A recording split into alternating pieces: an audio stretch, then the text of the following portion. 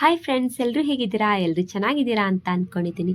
Friends, ಇವತ್ತಿನ ವಿಡಿಯೋದಲ್ಲಿ ನಾನು ಇನ್ಸ್ಟೆಂಟಾಗಿ ವಾಂಗಿಬಾತ್ ಗೊಜ್ಜನ್ನ ಮಾಡಿ ತೋರಿಸ್ತಾ ಇದ್ದೀನಿ. ವಾಂಗಿಬಾತ್ ಗೊಜ್ಜಿಂದ ಇನ್ಸ್ಟೆಂಟಾಗಿ ನಾವು ವಾಂಗಿಬಾತ್ನ ಮಾಡ್ಕೊಳ್ಬೋದು. ತುಂಬ ಚೆನ್ನಾಗಾಗುತ್ತೆ. ಒಂದ್ಸಲ ನೀವು ಈ ರೀತಿಯಾಗಿ ಟ್ರೈ ಮಾಡಿ ನೋಡಿ. ಮಕ್ಕಳಿಗೆ ಲಂಚ್ ಬಾಕ್ಸ್ಗೆ ತುಂಬ ಈಸಿಯಾಗಿರುತ್ತೆ. ಒಂದ್ಸಲ ಇದೇ ರೀತಿಯಾಗಿ ಮಾಡ್ಕೊಂಡು ನೋಡಿ, ತುಂಬ ಚೆನ್ನಾಗಿ ಬರುತ್ತೆ. ಎಲ್ಲೂ ಸ್ಕಿಪ್ ಮಾಡದೆ ಪೂರ್ತಿಯಾಗಿ ವಿಡಿಯೋನ ನೋಡಿ. ತುಂಬ ರುಚಿಯಾಗಿ ಟೇಸ್ಟಿಯಾಗಿ ಮಾಡ್ಕೊಳ್ಬೋದು ನೀವು.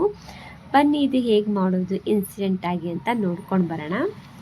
ನೋಡ್ತಾ ಇದ್ದಿಲ್ಲ ಫ್ರೆಂಡ್ಸ್, ಇನ್ಸ್ಟೆಂಟಾಗಿ ಹೇಗೆ ಬಂದಿದೆ ಅಂತ. ಇದಕ್ಕೆ ಮೊದಲಿಗೆ ಏನೇನು ಬೇಕಾಗಿದೆ ಅಂತ ನೋಡ್ಕೊಳ್ಳೋಣ ಬನ್ನಿ. ನೋಡ್ತಾ ಇದ್ದಿರಲ್ಲ, ನಾನಿಲ್ಲಿ ಈಗ ಒಂದು ನಿಂಬೆ ಹಣ್ಣಿನ ಗಾತ್ರದಷ್ಟು ಹುಣಸೆ ಹಣ್ಣಿನ ನೆನೆಸಿಟ್ಕೊಂಡಿದ್ದೆ. ಈಗ ನಾನು ಅದನ್ನು ಒಂದು ಬೌಲ್ಗೆ ರಸ ಅಷ್ಟು ತೆಗೆದಿಟ್ಕೊಂಡಿದ್ದೀನಿ. ನೋಡ್ಬೋದು ಇವಾಗ ಇದಕ್ಕೆ ನಾನು ಒಂದು ಅರ್ಧ ಸ್ಪೂನಷ್ಟು ಅಚ್ಚ ಖಾರದ ಪುಡಿನ ಸೇರಿಸ್ಕೊಳ್ತೀನಿ. ಅಂದರೆ ನಮಗೆ ಇದು ವಾಂಗಿಬಾತ್ ಪೌಡ್ರಲ್ಲಿ ಜಾಸ್ತಿ ಖಾರ ಇರೋದಿಲ್ಲ ಅಲ್ವಾ, ಸ್ವಲ್ಪ ಖಾರ ಜಾಸ್ತಿ ಬೇಕು ಅಂದರೆ ಈ ರೀತಿಯಾಗಿ ನೀವು ಸ್ವಲ್ಪ ಅಂದರೆ ಅರ್ಧ ಸ್ಪೂನಷ್ಟು ಅಚ್ಚ ಖಾರದ ಪುಡಿನ ಹಾಕ್ಕೊಳ್ಬೋದು. ಈಗ ನಾನು ಮಿಕ್ಸ್ ಮಾಡ್ಕೊಳ್ತೀನಿ. ಹಾಗೆಯೇ ನೋಡಿ, ಇದಕ್ಕೆ ನಾನು ಸ್ವಲ್ಪ ಈ ಹುಣಸೆ ಹಣ್ಣು, ಉಪ್ಪು ಇರುತ್ತಲ್ಲ, ಇದಕ್ಕೆ ನಾನು ಸ್ವಲ್ಪ ಸಿಹಿಯಾಗಿ ಇರಲಿ ಅಂತ ಇದಕ್ಕೆ ಬೆಲ್ಲನ ಸೇರಿಸ್ಕೊಳ್ತಾ ಇದ್ದೀನಿ. ಹುಳಿ ಬೆಲ್ಲ ಇದ್ರೆ ಅಲ್ವಾ ತುಂಬ ಚೆನ್ನಾಗಿ ಬರುತ್ತೆ. ಮೇಯ್ನಾಗಿ ನಮಗೆ ವಾಂಗಿಬಾತ್ಗೆ ಹುಣಸೆ ಎಣ್ಣೆ ಅಲ್ವಾ ತುಂಬ ಟೇಸ್ಟಿಯಾಗಿ ಬರೋದು. ಇವಾಗ ನೋಡಿ ಕಲಸಿಟ್ಕೊಳ್ಳೋಣ. ಹಾಗೆಯೇ ನಂತರ ನೋಡಿ, ಈಗ ಫಸ್ಟಿಗೆ ನಾನು ಗ್ಯಾಸ್ ಮೇಲೆ ಒಂದು ಬಾಣಲಿಗೆ ಒಂದು 4-5 ಸ್ಪೂನಷ್ಟು ಎಣ್ಣೆನ ಬಿಸಿ ಮಾಡೋಕ್ಕೆ ಇಟ್ಕೊಂಡಿದ್ದೀನಿ. ಇವಾಗ ಇದಕ್ಕೆ ನಾನು ಸಾಸಿವೆನ ಸೇರಿಸ್ಕೊಳ್ತಾ ಇದ್ದೀನಿ. ಈಗ ಸಾಸಿವೆ ಹಾಕಿದ ತಕ್ಷಣ ನೋಡಿ, ಇದಕ್ಕೆ ನಾನು ಸ್ವಲ್ಪ ಕರಿಬೇವಿನ ಸೊಪ್ಪು ಕೂಡ ಹಾಕಿದ್ದೀನಿ. ನಂತರ ಇದಕ್ಕೆ ನಾನು 1 ಸ್ಪೂನಷ್ಟು ಕಸೂರಿ ಮೆಂತ್ಯನ ಹಾಕ್ಕೊಳ್ತಾ ಇದ್ದೀನಿ. ಇದು ಹಾಕ್ಕೊಳ್ಳೋದ್ರಿಂದ ತುಂಬ ಚೆನ್ನಾಗಿ ಬರುತ್ತೆ. ಆಮೇಲೆ ನೋಡಿ, 2 ನಾನು ಈರುಳ್ಳಿನ ಉದ್ದುದ್ದಕ್ಕೆ ನಾನು ಕಟ್ ಮಾಡಿ ಇಟ್ಕೊಂಡಿದ್ದೀನಿ, ಅದನ್ನು ಕೂಡ ಸೇರಿಸ್ಕೊಳ್ತಾ ಇದ್ದೀನಿ. ನೀವು ಈರುಳ್ಳಿನ ಚಿಕ್ಕದಾಗಿ ಕೂಡ ಕಟ್ ಮಾಡ್ಕೊಳ್ಬೋದು, ಉದ್ದವಾಗೂ ಕಟ್ ಮಾಡ್ಕೊಳ್ಬೋದು. ನಿಮಗೆ ಹೇಗೆ ಬೇಕಲ್ಲ ಆ ರೀತಿಯಾಗಿ ಕಟ್ ಮಾಡ್ಕೊಳ್ಬೋದು ಈರುಳ್ಳಿನ. ಇವಾಗ ನಾನು ಚೆನ್ನಾಗಿ ಇದನ್ನು ಫ್ರೈ ಮಾಡ್ಕೊಳ್ಬೇಕಾಗುತ್ತೆ. ಇದೆಲ್ಲ ಪೂರ್ತಿಯಾಗಿ ನಮಗೆ ಹಸಿ ವಾಸನೆ ಎಲ್ಲ ಹೋಗಬೇಕು ಈರುಳ್ಳಿ. ಅದಕ್ಕೋಸ್ಕರ ನೋಡಿ, ನಾನೀಗ ಒಂದು 3 ನಿಮಿಷನಾದರೂ ನಾನೀಗ ಚೆನ್ನಾಗಿ ಇದನ್ನು ಫ್ರೈ ಮಾಡ್ಕೊಳ್ತೀನಿ. ನಂತರ ನೋಡಿ, ಈಗ ಸ್ವಲ್ಪ 3 ನಿಮಿಷ ಆಗಿದ ನಂತರ ಇದಕ್ಕೆ ನಾನು ಒಂದು ಮೀಡಿಯಮ್ ಗಾತ್ರದ್ದು ಟೊಮೆಟೊ ಹಣ್ಣನ್ನು ಕಟ್ ಮಾಡಿ ಇಟ್ಕೊಂಡಿದ್ದೀನಿ, ಅದನ್ನು ಕೂಡ ಈಗ ಸೇರಿಸ್ಕೊಳ್ತೀನಿ. ಇದನ್ನು ಕೂಡ ಅದೇ ರೀತಿಯಾಗಿ ಸ್ವಲ್ಪ ಸಾಫ್ಟ್ ಆಗಬೇಕು. ಹಾಗೆಯೇ ಎಲ್ಲ ಇದು ಸಾಫ್ಟಾಗಿ ಬೇಯೋ ತನಕ ಹಾಗೆಯೇ ನಾವು ಇಟ್ಕೊಳ್ಳೋಣ. ಈಗ ಅಂದರೆ ಬಿಸಿ ಮಾಡ್ಕೊಳ್ಬೇಕಾಗುತ್ತೆ, ಫ್ರೈ ಮಾಡ್ಕೊಳ್ಬೇಕು. ನೋಡ್ತಾ ಇದ್ದಿರಲ್ಲ, ಇದು ಪೂರ್ತಿಯಾಗಿ ನಮಗೆ ಸಾಫ್ಟ್ ಆಗಲಿ. ನಂತರ ಇದಾಗಿದ ನಂತರ ಇದಕ್ಕೀಗ 2 ನಿಮಿಷ ಆಗಿದ ನಂತರ ನಾನಿಲ್ಲಿ ಬಟಾಣಿನ ಅಂದರೆ ಒಣಗಿರೋ ಬಟಾಣಿನ ನಾನು ನೆನೆಸಿಟ್ಕೊಂಡು ಸ್ವಲ್ಪ ಬೇಯಿಸಿ ಇಟ್ಕೊಂಡಿದ್ದೀನಿ. ನಿಮಗೆ ಹಸಿ ಬಟಾಣಿ ಇದ್ದರೆ ನೀವು ಹಸಿ ಬಟಾಣಿನೇ ಹಾಕ್ಕೊಂಡು ಮಾಡ್ಕೊಳ್ಬೋದು. ನನಗಿಲ್ಲಿ ಹಸಿ ಬಟಾಣಿ ಸಿಕ್ಕಿರಲಿಲ್ಲ, ಅದಕ್ಕೋಸ್ಕರ ನಾನಿಲ್ಲಿ ಒಣಗಿರೋ ಬಟಾಣಿನೇ ನೆನೆಸ್ಕೊಂಡು ಕುದಿಸಿ ಹಾಕ್ಕೊಳ್ತಾ ಇದ್ದೀನಿ 1 ಬೌಲಷ್ಟು. ಈಗ ಇದನ್ನು ಕೂಡ ಎಣ್ಣೆ ಒಳಗೆ ಚೆನ್ನಾಗಿ ಫ್ರೈ ಮಾಡ್ಕೊಳ್ತಾ ಇದ್ದೀನಿ. ಇದನ್ನ ಹಾಗೆ ಬಿಟ್ಕೊಳ್ಳೋಣ.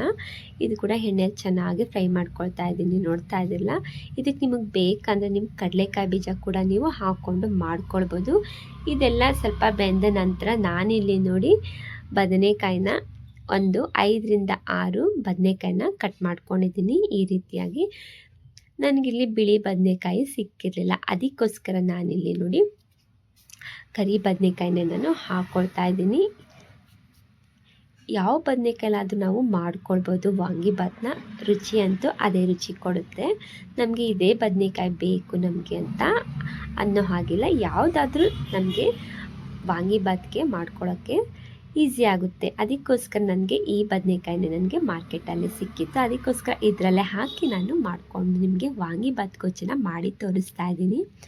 ನೋಡ್ತಾ ಇದ್ದಿರಲ್ಲ, ಹೀಗೆ ನಾನು ಇದನ್ನು ಕೂಡ ಚೆನ್ನಾಗಿ ನಮಗೆ ಎಣ್ಣೆ ಒಳಗೇ ಸಾಫ್ಟ್ ಆಗೋ ತನಕ ಹಾಗೆಯೇ ಫ್ರೈ ಮಾಡ್ಕೊಳ್ಬೇಕಾಗುತ್ತೆ. ತುಂಬ ಈಸಿಯಾಗಿ ನಾವು ವಾಂಗಿಬಾತ್ ಗೊಜ್ಜನ್ನ ಮಾಡ್ಕೊಳ್ಬೋದು. ನೋಡಿ, ಈಗ ಎಣ್ಣೆ ಎಲ್ಲ ಬಿಡ್ತಾ ಇದೆ. ಇವಾಗ ಇದಕ್ಕೆ ನಾವು ಆಲ್ರೆಡಿ ಫಸ್ಟಿಗೆ ನಾವು ಹುಣಸೆ ರಸಕ್ಕೆ ನಾವು ಬೆಲ್ಲ, ಅಚ್ಚ ಖಾರದ ಪುಡಿ ಹಾಕಿ ನಾವು ಸೇರಿಸ್ಕೊಂಡಿದ್ವಲ್ಲ ಮಿಕ್ಸ್ ಮಾಡಿಕೊಂಡು, ಅದನ್ನು ಇವಾಗ ಈ ಸಮಯಕ್ಕೆ ನಾವು ಹಾಕ್ಕೊಂಡು ಈಗ ಮಿಕ್ಸ್ ಮಾಡ್ಕೊಳ್ಬೇಕಾಗುತ್ತೆ. ಇವಾಗ ಈ ಹುಣಸೆ ಹಣ್ಣಿನ ರಸದಲ್ಲಿ ಕೂಡ ಚೆನ್ನಾಗೀಗ ಬದನೆಕಾಯಿ ಎಲ್ಲ ಸ್ವಲ್ಪ ಸಾಫ್ಟಾಗಿ ನಾವು ಫ್ರೈ ಮಾಡ್ಕೊಳ್ಳೋಣ, ಅಂದರೆ ಬೇಯಿಸ್ಕೊಳ್ಬೇಕಾಗುತ್ತೆ ನಾವು. ನೋಡ್ತಾ ಇದ್ದಿರಲ್ಲ, 1-2 ನಿಮಿಷ ಸಾಕು. ಇದನ್ನು ಹಾಗೆ ನಾವು ಫ್ರೈ ಮಾಡ್ಕೊಳ್ಳೋಣ. ಇವಾಗ ನೋಡಿ ಈಗ ಎಷ್ಟು ಚೆನ್ನಾಗಿ ಕುದೀತಾ ಇದೆ ಅಲ್ವಾ. ಈ ಸಮಯಕ್ಕೆ ನಾನಿಲ್ಲಿ ನೋಡಿ ಒಂದು 4 ಸ್ಪೂನಷ್ಟು ನಾನು ವಾಂಗಿಬಾತ್ ಪೌಡರ್ನ ಸೇರಿಸ್ಕೊಳ್ತಾ ಇದ್ದೀನಿ. ನಿಮಗೆ ಇನ್ನೂ ಹೆಚ್ಚಿಗೆ ಬೇಕಂತಂದರೆ ನೀವು ಇನ್ನೂ ಕೂಡ 1 ಸ್ಪೂನಷ್ಟು ಎಕ್ಸ್ಟ್ರಾ ನೀವು ಹಾಕ್ಕೊಳ್ಬೋದು. ನೋಡಿ ಈ ರೀತಿಯಾಗಿ ಹಾಕಿದ ನಂತರ ಇದಕ್ಕೆ ನಾನು ರುಚಿಗೆ ತಕ್ಕಷ್ಟು ಉಪ್ಪನ್ನು ಸೇರಿಸ್ಕೊಳ್ತೀನಿ. ನಿಮಗೆ ಎಷ್ಟು ಬೇಕಾಗುತ್ತೆ ನೋಡಿ ರುಚಿಗೆ ತಕ್ಕಷ್ಟು ಉಪ್ಪನ್ನು ನೀವು ಹಾಕ್ಕೊಳ್ಬೋದು. ನೋಡಿ ಈಗ ಉಪ್ಪನ್ನು ಕೂಡ ನಾನು ಹಾಕ್ಕೊಂಡಿದ್ದೀನಿ. ಈಗ ನೋಡಿ ಚೆನ್ನಾಗಿ ಈಗ ಒಂದ್ಸರಿ ನಾವು ಮಿಕ್ಸ್ ಮಾಡ್ಕೊಳ್ಬೇಕಾಗುತ್ತೆ. ಎಷ್ಟು ಬೇಗ ನಾವು ವಾಂಗಿಬಾತ್ ಗೊಜ್ಜನ್ನ ಮಾಡ್ಕೊಳ್ಬೋದು ಗೊತ್ತಾ, ಇನ್ಸ್ಟೆಂಟಾಗಿ ತುಂಬಾ ರುಚಿಯಾಗಿ ಬರುತ್ತೆ. ಒಮ್ಮೆ ಈ ರೀತಿಯಾಗಿ ನೀವು ಮಾಡ್ಕೊಂಡು ನೋಡಿ, ತುಂಬ ಚೆನ್ನಾಗಿ ಬೇಗ ಆಗುತ್ತೆ. ಹಾಗೆಯೇ ಮಕ್ಕಳಿಗಂತೂ ಈ ರೀತಿಯಾಗಿ ನಾವು ನೈಟ್ ಮಾಡಿಟ್ಕೊಂಡ್ಬಿಟ್ರೆ ಬೆಳಗ್ಗೆ ಅಷ್ಟೇ ನಾವು ರೈಸ್ ಮಾಡಿಕೊಂಡು ಈ ರೀತಿಯಾಗಿ ನಾವು ಮಕ್ಕಳ ಬಾಕ್ಸ್ಗೆ ಮಾಡಿ ಕೊಡ್ಬೋದು. ತುಂಬ ಚೆನ್ನಾಗಿ ಬರುತ್ತೆ ಟೇಸ್ಟಾಗಿ. ನೋಡಿದ್ರಲ್ಲ, ಈ ರೀತಿಯಾಗಿ ನಾನು ಚೆನ್ನಾಗೀಗ ಕುದಿಸ್ಕೊಳ್ತಾ ಇದ್ದೀನಿ. ನಿಮಗೆ ಬೇಕಂದರೆ ಇದಕ್ಕೆ ಸ್ವಲ್ಪ ನೀರು ಕೂಡ ಆ್ಯಡ್ ಮಾಡ್ಕೊಳ್ಬೋದು, ಆದರೆ ಜಾಸ್ತಿ ನೀರನ್ನ ಹಾಕ್ಕೊಳ್ಳೋ ಅವಶ್ಯಕತೆ ಬೇಡ. ನೋಡಿ ಇದನ್ನು ಈ ರೀತಿಯಾಗಿ ನಾವು ಸ್ಟೋರ್ ಮಾಡಿ ಇಟ್ಕೊಳ್ಬೋದು. ಒಂದು 10 ದಿನ ಆದರೂ ನಾವು ಇದನ್ನು ಇಟ್ಕೊಳ್ಬೋದು, ಯೂಸ್ ಮಾಡಿಕೊಂಡು ತಿನ್ಬೋದು. ತುಂಬ ಚೆನ್ನಾಗಿರುತ್ತೆ. ಹುಳಿ ಬೆಲ್ಲ ಹಾಕಿರೋದ್ರಿಂದ ಇದೇನು ಕೆಡೋದಿಲ್ಲ. ನೋಡ್ತಾ ಇದ್ದಿಲ್ಲ, ಚೆನ್ನಾಗಿ ಬಂದಿದೆ ವಾಂಗಿಬಾತ್ ಗೊಜ್ಜು. ನೋಡಿ ಆಲ್ರೆಡಿ ರೆಡಿ ಆಗಿದೆ. ನೋಡ್ತಾ ಇದ್ದಿಲ್ಲ, ನಾನಿಲ್ಲಿ ಇವಾಗ ರೈಸ್ಗೆ ಈಗ ಬಿಸಿ ಬಿಸಿಯಾಗಿ ರೈಸ್ ಮಾಡ್ಕೊಂಡಿದ್ದೀನಿ. ಉದುರಾಗಿ ನೋಡ್ಬೋದು ಇವಾಗ ನೀವು. ಈ ರೀತಿಯಾಗಿ ನಾನು ಒಂದು ಬೌಲ್ಗೆ ಸೇರಿಸಿಟ್ಕೊಂಡಿದ್ದೀನಿ. ನೋಡ್ತಾ ಇದ್ದಿಲ್ಲ, ಹೇಗೆ ಉದುರಾಗಿದೆ ಅಂತ ತೋರಿಸ್ತೀನಿ. ನೋಡ್ತಾ ಇದ್ದಿಲ್ಲ, ಜಾಸ್ತಿ ಉದುರಾಗೂ ಇಲ್ಲ, ಜಾಸ್ತಿ ಮೆತ್ತಗೂ ಮಾಡ್ಕೊಂಡಿಲ್ಲ, ಒಂದು ಮೀಡಿಯಮ್ ಆಗಿ ನಾವು ಮಾಡ್ಕೊಳ್ಬೇಕಾಗುತ್ತೆ. ಇವಾಗ ನಾನೀಗ ಸ್ವಲ್ಪ ನನಗೆ ಎಷ್ಟು ಬೇಕಲ್ಲ ಈ ಅನ್ನಕ್ಕೆ ನಾನು ಬೌಲ್ಗೆ ಹಾಕ್ಕೊಂಡಿದ್ದೀನಿ, ಅದಷ್ಟಕ್ಕೆ ನಾನು ನೋಡಿಕೊಂಡು ಈ ಗೊಜ್ಜನ್ನು ಸೇರಿಸ್ಕೊಳ್ತೀನಿ. ನಿಮ್ಗೆ ಇನ್ನೂ ಜಾಸ್ತಿ ಬೇಕಪ್ಪ ಅಂತಂದರೆ ಇನ್ನೂ ಸ್ವಲ್ಪ ಕೂಡ ನೀವು ಸೇರಿಸ್ಕೊಂಡು ಗೊಜ್ಜನ್ನು ನೀವು ರೈಸ್ಗೆ ಹಾಕ್ಕೊಂಡು ಕಲಿಸ್ಕೊಳ್ಬೋದು. ಈಗ ನಾನು ಚೆನ್ನಾಗಿ ಒಂದ್ಸಲ ಎಲ್ಲ ಮಿಕ್ಸ್ ಮಾಡಿಕೊಂಡು ಕಲಿಸ್ಕೊಂಡು ಈಗ ನಾನು ಒಂದು ಪ್ಲೇಟ್ಗೆ ಸರ್ವ್ ಮಾಡ್ಕೊಂಡು ಬಿಡ್ತೀನಿ. ಇವಾಗ ನೋಡ್ತಾ ಇದ್ದಿಲ್ಲ, ಮಿಕ್ಸ್ ಮಾಡಿಕೊಂಡು ಕಲಿಸ್ಕೊಳ್ತೀನಿ. ಇವಾಗ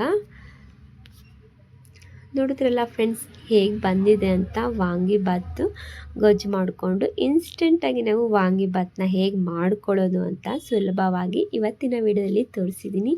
ಈ ವಿಡಿಯೋ ನಿಮಗೆ ಹೇಗೆ ಅನ್ನಿಸ್ತಾ ಇದೆ ಅಂತ ನನಗೆ ಕಮೆಂಟ್ ಮಾಡಿ ತಿಳಿಸಿ. ಈ ವಿಡಿಯೋ ನಿಮಗೆ ಇಷ್ಟ ಆಗಿದರೆ ಈ ವಿಡಿಯೋಗೊಂದು ಲೈಕ್ ಮಾಡಿ, ಕಮೆಂಟ್ ಮಾಡಿ, ಶೇರ್ ಮಾಡಿ. Thank you for the watching. Okay, bye bye.